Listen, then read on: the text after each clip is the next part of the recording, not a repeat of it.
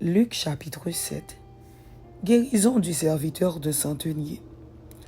Après avoir achevé tous ses discours devant le peuple qui l'écoutait, Jésus entra dans Capernaum. Un centenier avait un serviteur auquel il était très attaché et qui se trouvait malade, sur le point de mourir. Ayant entendu parler de Jésus, il lui envoya quelques anciens des Juifs pour le prier de venir guérir son serviteur. Ils arrivèrent auprès de Jésus et lui adressèrent d'instantes supplications, disant « Il mérite que tu lui accordes cela, car il aime notre nation, et c'est lui qui a bâti notre synagogue. » Jésus, étant allé avec eux, n'était guère éloigné de la maison, quand le centenier envoya des amis pour lui dire « Seigneur, ne prends pas tant de peine, car je ne suis pas digne que tu entres sous mon toit. C'est aussi pour cela que je ne me suis pas cru digne d'aller en personne vers toi. Mais dis un mot, et mon serviteur sera guéri. Car moi qui suis soumis à des supérieurs, j'ai des soldats sous mes ordres. Et je dis à l'un va, et il va. À l'autre viens, et il vient. Et à mon serviteur fais cela, et il le fait. Lorsque Jésus entendit ces paroles, il admira le centenier, et se tournant vers la foule qui le suivait, il dit « Je vous le dis, même en Israël, je n'ai pas trouvé une aussi grande foi. » De retour à la maison, les gens envoyés par le centenier trouvèrent guéri le serviteur qui avait été malade. Résurrection du fils de la veuve de Naïn. Le jour suivant, Jésus alla dans une ville appelée Naïn. Ses disciples et une grande foule faisaient route avec lui. Lorsqu'il fut près de la porte de la ville, voici, on portait en terre un mort, fils unique de sa mère, qui était veuve, et il y avait avec elle beaucoup de gens de la ville. Le Seigneur, l'ayant vue, fut ému de compassion pour elle, et lui dit, « Ne pleure pas. » Il s'approcha et toucha le cercueil. Ceux qui le portaient s'arrêtèrent. Il dit, « Jeune homme, je te le dis, lève-toi. » Et le mort s'assit et se mit à parler. Jésus le rendit à sa mère. Tous furent saisis de crainte et ils glorifiaient Dieu, disant, « Un grand prophète apparut parmi nous et Dieu a visité son peuple. » Cette parole sur Jésus se répandit dans toute la Judée et dans tout le pays d'alentour. Message de Jean-Baptiste auprès de Jésus. Jean fut informé de toutes ces choses par ses disciples. Il en appela deux et les envoya vers Jésus pour lui dire « Es-tu celui qui doit venir ou devons-nous en attendre un autre ?» Arrivés auprès de Jésus, ils dirent « Jean-Baptiste nous a envoyés vers toi pour dire « Es-tu celui qui doit venir ou devons-nous en attendre un autre ?»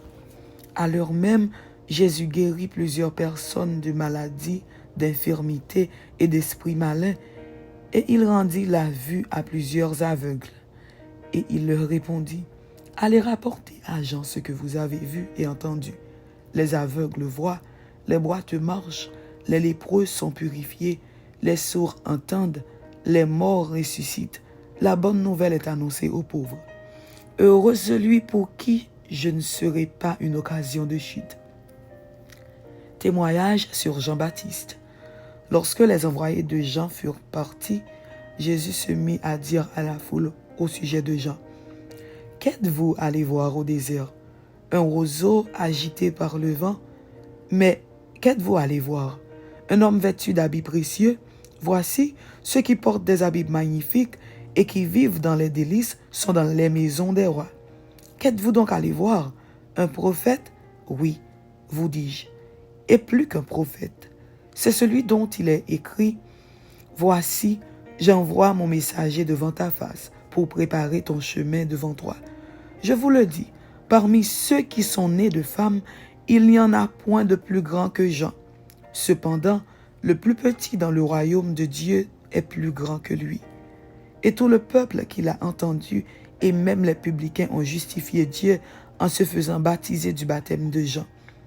Mais les pharisiens et les docteurs de la loi, en ne se faisant pas baptiser par lui, ont rendu nul à leur égard le dessein de Dieu.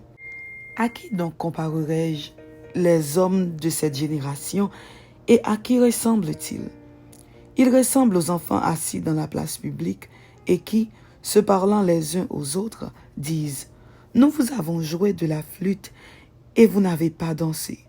Nous vous avons chanté des complaintes et vous n'avez pas pleuré.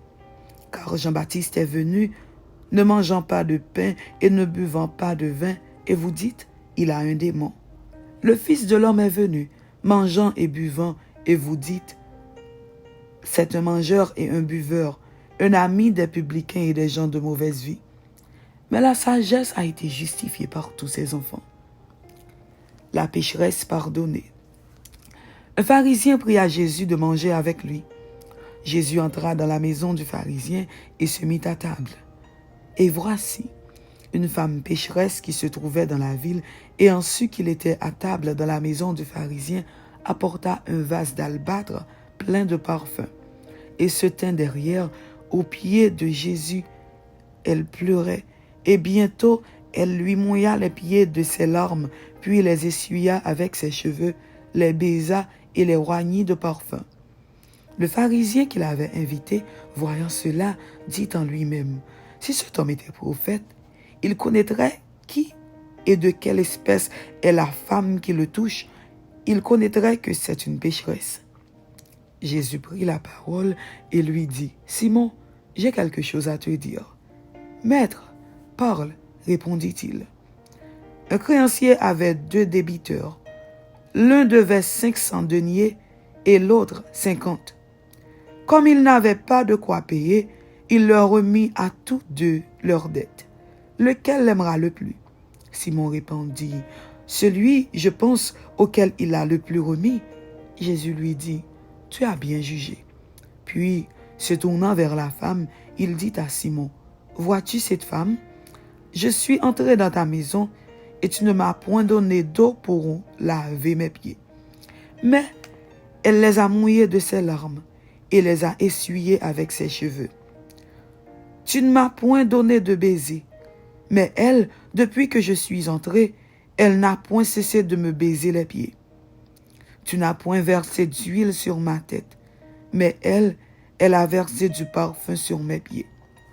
C'est pourquoi, je te le dis, ses nombreux péchés ont été pardonnés, car elle a beaucoup aimé.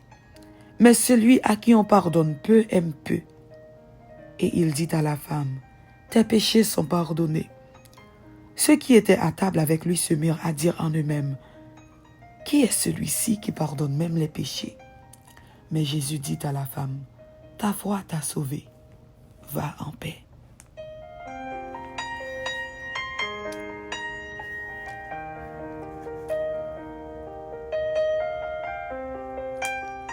Luc chapitre 8. Parabole du semeur. Ensuite, Jésus allait de ville en ville et de village en village, prêchant et annonçant la bonne nouvelle du royaume de Dieu.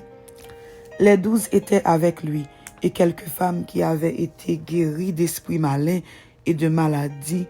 Marie, dite de Magdala, de laquelle étaient sortis 7 démons, Jeanne, femme de Chuza, intendant d'Hérode, Suzanne et plusieurs autres qui l'assistaient de leurs biens.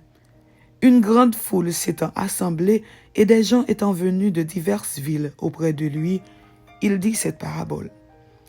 Un semeur sortit pour semer sa semence. Comme il semait, une partie de la semence tomba le long du chemin. Elle fut foulée aux pieds, et les oiseaux du ciel la mangèrent. Une autre partie tomba sur le roc.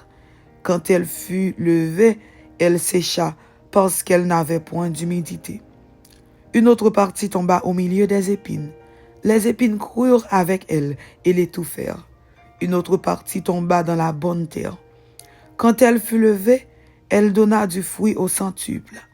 Après avoir ainsi parlé, Jésus dit à haute voix, « Que celui qui a des oreilles pour entendre, entende. » Ses disciples lui demandèrent ce que signifiait cette parabole. Il répondit, « Il vous a été donné de connaître les mystères du royaume de Dieu. Mais pour les autres, cela leur est dit en parabole, afin qu'en voyant, ils ne voient point, et qu'en entendant, ils ne comprennent point. Voici ce que signifie cette parabole. La semence, c'est la parole de Dieu. Ceux qui sont le long du chemin, ce sont ceux qui entendent, puis le diable vient et enlève de leur cœur la parole de peur qu'ils ne croient et soient sauvés. Ceux qui sont sur le roc, ce sont ceux qui, lorsqu'ils entendent la parole, la reçoivent avec joie, mais ils n'ont point de racines. Ils croient pour un temps et ils succombent au moment de la tentation. Ce qui est tombé parmi les épines, ce sont ceux qui, ayant entendu la parole, s'en vont et la laissent étouffée par les soucis, les richesses et les plaisirs de la vie, et ils ne portent point de fruits qui viennent à maturité. Ce qui est tombé dans la bonne terre, ce sont ceux qui, ayant entendu la parole avec un cœur honnête et bon, la retiennent et portent du fruit avec persévérance. Personne, après avoir allumé une lampe, ne la couvre d'un vase ou ne la met sous un lit, mais il la met sur un chandelier afin que ceux qui entrent voient la lumière. Car il n'est rien de caché qui ne doive être découvert et rien de secret qui ne doive être connu et mis au jour. Prenez donc garde à la manière dont vous écoutez, car on donnera à celui qui a, mais à celui qui n'a pas, on ôtera même ce qu'il croit avoir. La mère et les frères de Jésus. La mère et les frères de Jésus vinrent le trouver, mais ils ne purent l'aborder à cause de la foule. On lui dit, « Ta mère et tes frères sont dehors, ils désirent te voir. » Mais il répondit, « Ma mère et mes frères, ce sont ceux qui écoutent la parole de Dieu et qui la mettent en pratique. » Tempête apaisée. Un jour, Jésus monta dans une barque avec ses disciples. Il leur dit, « Passons de l'autre côté du lac. » Et ils partirent. Pendant qu'ils naviguaient, Jésus s'endormit. Un tourbillon fondit sur le lac, la barque se remplissait d'eau et ils étaient en péril. Ils s'approchèrent et le réveillèrent en disant, « Maître, Maître, nous périssons. » S'étant réveillé, il menaça le vent et les flots qui s'apaisèrent et le calme revint. Puis il leur dit, « Où est votre foi ?» Saisis de frayeur et d'étonnement, ils se dirent les uns aux autres, « Quel est donc celui-ci qui commande même au vent et à l'eau, et à qui ils obéissent ?» Jésus sur le territoire des Garaséniens, un démoniaque guéri. Ils abordèrent dans le pays des Garaséniens qui est vis-à-vis de la Galilée. Lorsque Jésus fut descendu à terre, il vint au-devant de lui un homme de la ville qui était possédé de plusieurs démons. Depuis longtemps, il ne portait point de vêtements et avait sa demeure non dans une maison, mais dans les sépulcres. Ayant vu Jésus, il poussa un cri, se jeta à ses pieds et dit d'une voix forte, « Qu'y a-t-il entre moi et toi, Jésus, Fils du Dieu très haut? Je t'en supplie, ne me tourmente pas. » Car Jésus commandait à l'esprit impur de sortir de cet homme dont il s'était emparé depuis longtemps.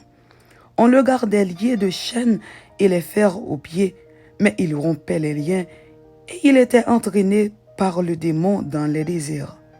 Jésus lui demanda, « Quel est ton nom? » « Légion, répondit-il, car plusieurs démons étaient entrés en lui. Et il priait instamment Jésus de ne pas leur ordonner d'aller dans l'abîme.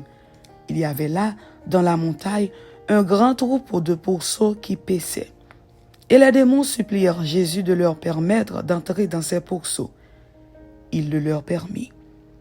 Les démons sortirent de cet homme, entrèrent dans les pourceaux, et le troupeau se précipita des pentes escarpées dans le lac et se noya. Ceux qui les faisaient paître, voyant ce qui était arrivé, s'enfuirent et répandirent la nouvelle dans la ville et dans les campagnes. Les gens allèrent voir ce qui était arrivé. Ils vinrent auprès de Jésus et ils trouvèrent l'homme de qui étaient sortis les démons, assis à ses pieds, vêtu dans son bon sens. Et ils furent saisis de frayeur. Ceux qui avaient vu ce qui s'était passé leur racontèrent comment le démoniaque avait été guéri. Tous les habitants du pays des Géraséniens prièrent Jésus de s'éloigner d'eux, car ils étaient saisis d'une grande crainte.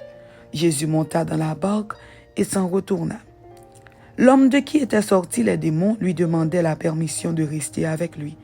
Mais Jésus le renvoya en disant « Retourne dans ta maison et raconte tout ce que Dieu t'a fait. » Il s'en alla et publia par toute la ville tout ce que Jésus avait fait pour lui.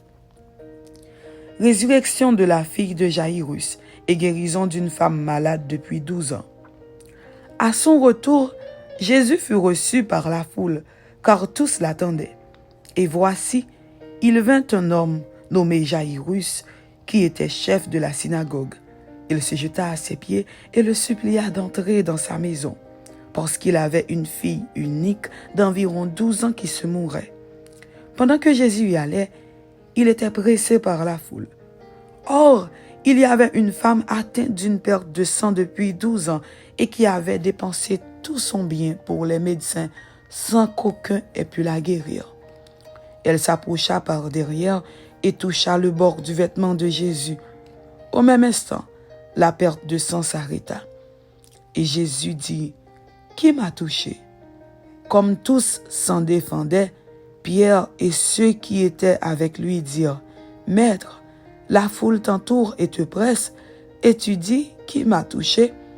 Mais Jésus répondit, « Quelqu'un m'a touché, car j'ai connu qu'une force était sortie de moi. » La femme, se voyant découverte, vint toute tremblante se jeter à ses pieds et déclara devant tout le peuple pourquoi elle l'avait touché et comment elle avait été guérie à l'instant.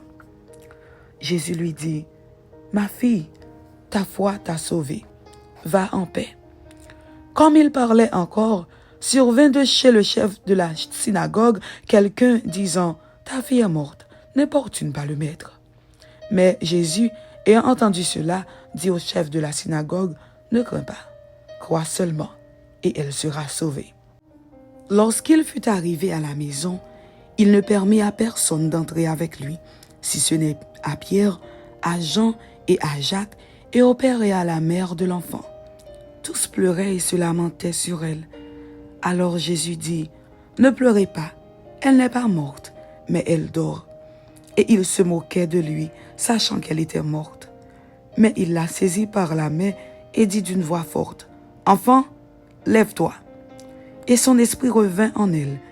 Et à l'instant, elle se leva, et Jésus ordonna qu'on lui donnât à manger. Les parents de la jeune fille furent dans l'étonnement, et il leur recommanda de ne dire à personne ce qui était arrivé. Amen. C'était Luc chapitre 7 et Luc chapitre 8. Que Dieu vous bénisse.